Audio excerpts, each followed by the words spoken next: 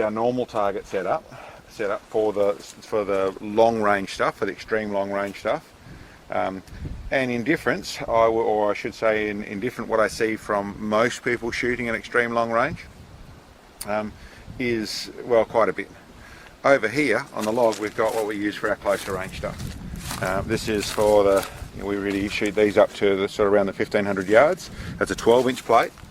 It's 10 mil or 3/8 of an inch for the Imperial mob of what we call Muzzle 500. It's the same as AR 500, so it's essentially it's an armour steel that essentially is very strong, deal with impacts, and really that can take you to the 100 yards with the high power stuff without any problems, and really is great for shooting and not having to replace your target, so it doesn't wear it out.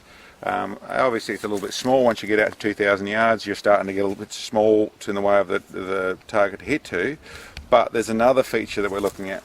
I'll just move up in targets. This is essentially 6 mil or 1/4 inch steel that we use, in the same sort of steel that we normally use for the 1500 yards, 1200 to sort of 1500 yards. Use this for more of the rapid fire stuff, trying to get it on the plate, and once again don't want to damage the steel.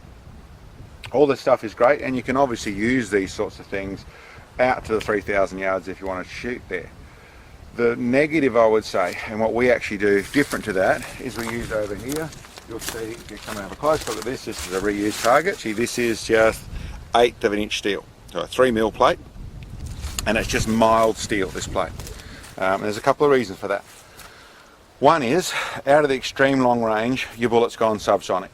So you're now doing below 1,000 feet per second, and out of that range, somewhere, depending on the projectile, depending on the bullet, the weight of the bullet and all the rest of it, is that once you've slowed down to below 1,000 feet per second and coming into the 800 feet per second, you'll find that bullets won't pass through mild steel. It's going to impact it. We're obviously just using a target round or a jacketed bullet, but it's not trying to pass through metal. They will pass straight through this easily up to 1,000 yards, and even some of them up to 1,500 yards, it's still going to punch straight through. But once you're into subsonic with the round, we'll find that it won't. And that gives us two features. One is, rather than a small impact or a light coloured impact that you'll see on using the AR 500 or the Muzzle 500 side of things, it'll actually punch into it and put a proper dent of what it actually, when it bends the steel, it pops the paint off. It'll attach to the footage, but it actually will punch the steel back up to 1/2 inch, and because it's bending the steel, it pops the paint off, which then, rather than giving you a small impact of 3/8 of an inch to 1/2 inch round, you'll have a proper big inch to even 2 inch, 1.5 inch normally, roughly, in the way of the diameter of it, of the black mild steel that you'll see very clearly. 338, there's more of a dent. You can see it really has pushed through.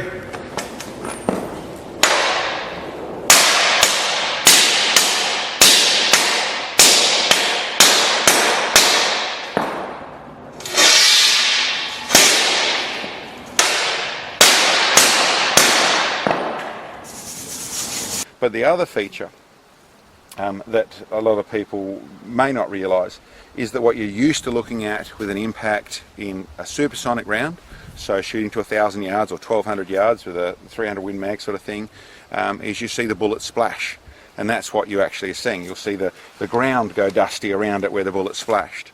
In a subsonic round you don't see bullet splash, the bullet will just bounce off. So if you've just got a heavy hunk of steel, which is what I quite commonly see, they'll have 1/2 inch or even inch steel, so it's super great. It's great steel for taking an impact at 500 yards, and it doesn't damage anything, and you can see a bullet splash and it works really well. In the extreme long range, we don't have the advantage of bullet splash. We don't have, in some cases, half the vision that you've got at that sort of range, and we want something else to be able to see. So the nice big dot helps, but what helps even more is, as you'll see, this is reasonably lightweight. It is 1/8 inch steel, and when you whack it, everything wobbles around. So one of the big keys, even in a high mirage situation we'll get where Sam and I sometimes, but Sam particularly being the spotter, will actually see the whole frame move, see this thing wiggle around, which is a good indication of a hit.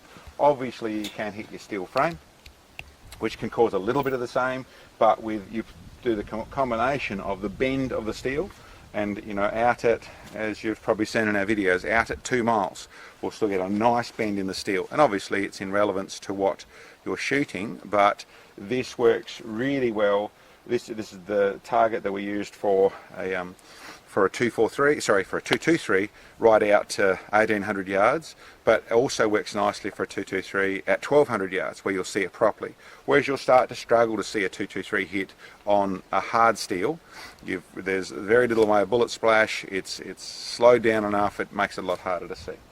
So I will touch on the frame design. I think I've been through it once before, but once again, and part of our design is about making things so they're going to flex a little bit when they hit.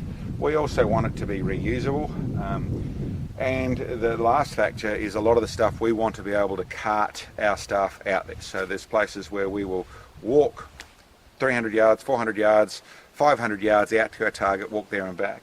This stuff all wraps up into a neat little handful.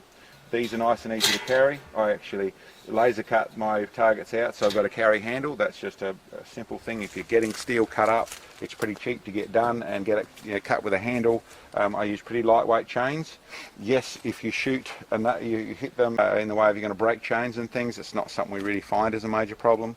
I make this solid part of this these frames out of solid stainless steel. It'll basically, even at 1000 yards, you hit these and it'll just ricochet the bullet off. These are hollow to make them a little lighter, and yes, you do have to replace the leg occasionally. You're not really, if you're shooting with a bit of accuracy, then you're not really hitting that sort of stuff a lot. And obviously we carry a simple flag on the side here. All this stuff is done to be lightweight, easy to set up in, but the basic concept and the piece I really wanted to point out was it is just light steel. We're not using armor plate. This is just 1/8 inch steel, and it's designed to actually bend when it takes the impact from a subsonic round to give you a lot better picture, so you can actually see easy and see where your hits are.